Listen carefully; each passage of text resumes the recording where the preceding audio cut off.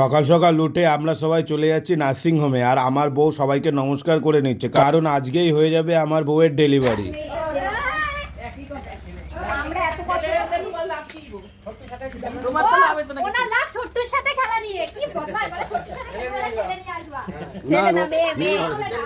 সবার আশীর্বাদ নেওয়া হয়ে গেছে, তো চলো এখন আমরা আস্তে আস্তে এগোতে থাকি নার্সিংহোমের দিকে। আমাদের সাথে যাচ্ছে আমার মা, আমার শাশুড়ি মা, আমার বুড়ি পিসি, আমি আর আমার একটা মাসি। আর তোমরা ভগবানের কাছে পে করো আমার জন্য একটা ফুটফুটে সুন্দর একটা মেয়ে হয়। আজকে কিন্তু মাতৃদিবস, আর মাতৃদিবসের দিন আমরা হব বাবা মা। এই বলতে বলতে চলো আমরা হাঁপানিয়া চলে আসলাম।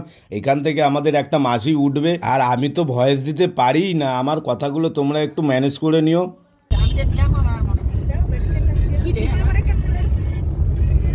সব আছে।